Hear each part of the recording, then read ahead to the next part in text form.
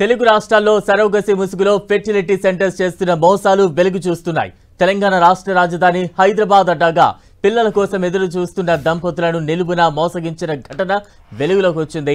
Secunderabad regimental బజార్లోని universal సృష్టి fertility కేంద్రం ఆగడాలు బయటపడ్డాయి.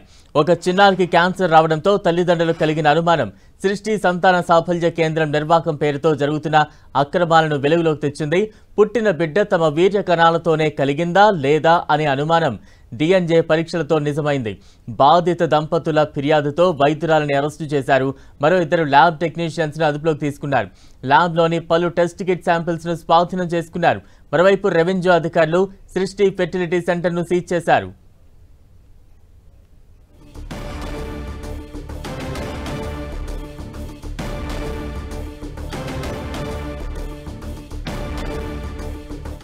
సృష్టి టెస్ట్ ట్యూబ్ బేబీ సెంటర్ కు సంబంధించిన అనేక కీలక అంశాలు వెలుగులోకి వస్తున్నాయి. తాజా అప్డేట్స్ అందించేందుకు ప్రతినిధి కిరణ్ సిద్ధంగా ఉన్నారు. కిరణ్, బలరాం మాతృత్వానికి మచ్చ తెచ్చిన సృష్టి టెస్ట్ ట్యూబ్ సెంటర్ సంబంధించి కూడా అనేక సంచలన విషయాలు వెలుగు చూస్తున్నట్టుగా మనం చెప్పుకోవాల్సి ఉంటుంది. ఎందుకంటే గత కొన్నేళ్లుగా తెలుగు రాష్ట్రాలకు సంబంధించి కూడా సృష్టి టెస్ట్ ట్యూబ్ సెంటర్ సంబంధించి కూడా చాలా పేరు ప్రఖ్యాతులు ఉన్నట్టు చెప్పుకోవాల్సి ఉంటుంది. పేరు ప్రఖ్యాతతో పాటు అనేక అపవాదులు దీనికి సంబంధించి కూడా గతంలో ఈ తరహా కేసులు నమోదైనట్టుగా మనమైతే చెప్పుకోవాల్సి ఉంటుంది. ముఖ్యంగా వైజాగ్, విజయవాడ, హైదరాబాద్ కేంద్రంగా గత కొన్నేళ్లుగా ఇటు పిల్ల సంతానం లేని వారికి కూడా IVF తో పాటు సరోగసి ద్వారా వీరు ఆ పిల్లలను జన్మిస్తున్న సంబంధించి కూడా చూసుకోవచ్చు. కానీ ప్రస్తుతానికి అయితే ఒక మహిళ ఇచ్చిన ఫిర్యాదు మేరకు కూడా సృష్టి సంబంధించిన టెస్ట్ ట్యూబ్ సంబంధించిన వ్యవహారం కూడా బట్టబయలుగా తెలుసుకుంది. గతంలో అనేక ఆరోపణల నేపథ్యంలో ఈ తరహా కేసుల నేపథ్యంలో కూడా గతంలో దీనికి సంబంధించిన లైసెన్స్ రద్దు చేయడం, హాస్పిటల్ని సీజ్ చేయడం కూడా జరిగింది. కానీ తాజాగా కూట్పల్లికి సంబంధించి ఒక మహిళ సంతానం కోసం కూడా సృష్టిని ఆశ్రయించినప్పుడు వారికి సంబంధించిన భర్త వీర్యం కాకుండా వేరే వాళ్ళ స్వంతో కూడా అది చేయడం, ఆ తర్వాత జన్మనిచ్చిన ఆ పిల్ల ఎవరైతే బాబు ఉంటారో అదికి సంబంధించి కూడా అనేక అనారోగ్య సమస్యలు రావడంతో కూడా సృష్టి భాగవతం ఒక్కసారిగా బయటపడినట్టుగా చెప్పుకోవాల్సింది. ఈ ఘటనకు సంబంధించి కూడా ఇప్పటికే డాక్టర్ నమ్రతకు సంబంధించి కూడా విజయవాడ నుంచి తీసుకొచ్చి సికింద్రాబాద్ కేంద్రంగా కొనసాగుతున్న ఈ సృష్టికి సంబంధించిన టెస్టింగ్ సంబంధించిన హాస్పిటల్ సంబంధించిన వ్యవహారానికి సంబంధించి కూడా పూర్తిగా వెలుదొచ్చే ప్రయత్నం చేశారు. ఇక ఈ ఘటనకు సంబంధించి ఇప్పటికే 7గురిని అదుపులోకి తీసుకున్నట్టుగా తెలుస్తుంది. తాజాగా నిన్న రాత్రి సృష్టికి సంబంధించిన ఎవరైతే నిర్వాహకురాలు డాక్టర్ నమ్రత ఉన్నారో ఆమెను కూడా పోలీసులు అదుపులోకి తీసుకుని వీరితో పాటు మరొక ఇద్దరు టెక్నీషియన్లు కూడా ఇటు గోపాలపురం పోలీసులు అదుపులోకి తీసుకున్నట్లుగా తెలుస్తుంది. ఈ ఘటనకు సంబంధించి కూడా ఇప్పటికే పలు కేసులు నమోదవుతున్న నేపథ్యంలో ఆ మహిళ ఇచ్చిన ఫిర్యాదు మేరకు DMHO అదేవిధంగా రెవెన్యూ అధికారులు నిన్న ఉదయం అంతా ఇటు సుదీర్ఘ కాలం పాటు సోదాలు నిర్వహించారు. అనేక కీలక పత్రాలు కూడా స్వాధీనం చేసుకోవడం అయితే జరిగింది. ఈ ఘటనకు సంబంధించి కూడా నిన్న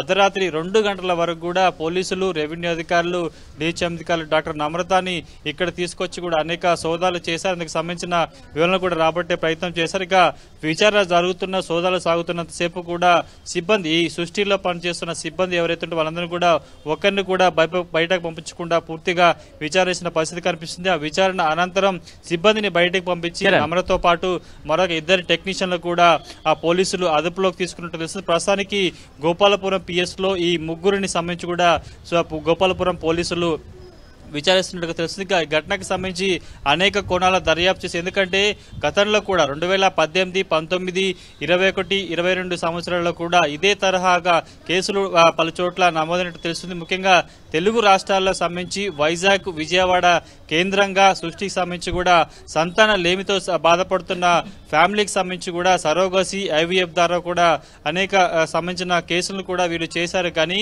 తొలిసారిగా హైదరాబాద్ సంబంధించి సికింద్రాబాద్ కేంద్రంగా ఒక పర్సన్ కి సంబంధించిన కాకుండా మరొక సంబంధించిన వారికి సంబంధించి IVF చేయడంతో కూడా కొన్ని అనుమానాలు రావడం, వారికి పుట్టిన పాపకు సంబంధించి కూడా పుట్టిన సంతోషం లేకుండా కొన్నేళ్లుగా అనారోగ్య సమస్యలతో బాధపడుతుండటంతో కూడా అనుమానం వచ్చిన పేరెంట్స్ DNA టెస్ట్ చేయడంతో కూడా సృష్టికి సంబంధించిన భాగవతం కూడా బయటపడినట్టుగా తెలుస్తుంది. ఈ కేసుకు సంబంధించి కూడా పూర్తి స్థాయిలో ఇటు హైదరాబాద్ పోలీసులు కూడా కీలక విషయాలు రాబట్టే ప్రయత్నం కూడా చేస్తున్నారు. నమ్రత సికింద్రాబాద్ కేంద్రంగా ఏర్పాటు చేసిన ఈ టెస్ట్ ట్యూబ్ సెంటర్ సంబంధించి కూడా ఎన్నేళ్లుగా కొనసాగిస్తున్నారు.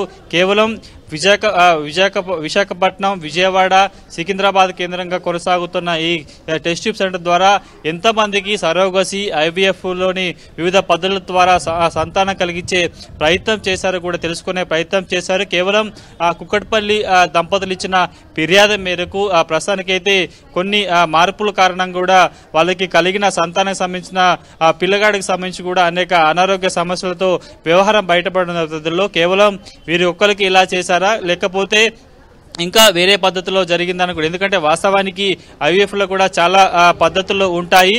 కేవలం సరోగసి అద్దె గర్భం ద్వారా కూడా తమ పిల్లల్ని అంటే గర్భం చేసుకొని ఆ తర్వాత పుట్టించుకునే ప్రయత్నం ఉంటుంది. ఇక వీటితో పాటు ఐవీఎఫ్ సంబంధించిన దాంట్లో కూడా కేవలం భార్యాభర్తలకు సంబంధించిన కాకుండా ఇతర పర్సన్తో కూడా చేసుకునే సదుపాయం ఉంటుంది. కాబట్టి ఈ 3 పద్ధతుల్లో ఆ కేబీహెచ్బికి సంబంధించిన మహిళలకు సంబంధించి కూడా ఏ విధంగా సరోగసి చేశారు లేకపోతే ఐవీఎఫ్ ద్వారా కూడా బాలుడికి సంక్రమించే ప్రయత్నం చేశారని కూడా తెలుసుకునే ప్రయత్నం ఉంటుంది. కానీ ప్రస్తుతంలో ఆ మహిళ ఇచ్చిన ఫిర్యాదు కూడా అనేక కోణాల్లో దర్యాప్తు చేసిన తర్వాత కూడా సృష్టికి సంబంధించిన కొన్ని భాగోతాలు వెలుగు చూశాయి. కేవలం భార్యాభర్తలకు సంబంధించిన వారిదే కాకుండా ఇతరులది కలపడంతో కూడా ప్రస్తుతానికైతే అప్పుడు జన్మనిచ్చిన బాలుడికి సంబంధించి కూడా అనేక అనారోగ్య సమస్యలు కూడా వెలుగు చూసినట్టుగా అందుకు సంబంధించిన డీటెయిల్ రిపోర్ట్ ను కూడా ప్రస్తుతానికైతే ఇటు పోలీసుల వద్ద అదేవిధంగా జిల్లా వైద్యారోగ్య శాఖ అధికారుల వద్ద ఉన్నట్టు తెలిసింది. ఆ మేరకు డిఎన్ఏ చేసిన తర్వాత కూడా వారికి పుట్టిన ఎవరైతే సంతానం ఉంటుందో వారి కాకుండా ఇతరులను కూడా తేలడంతో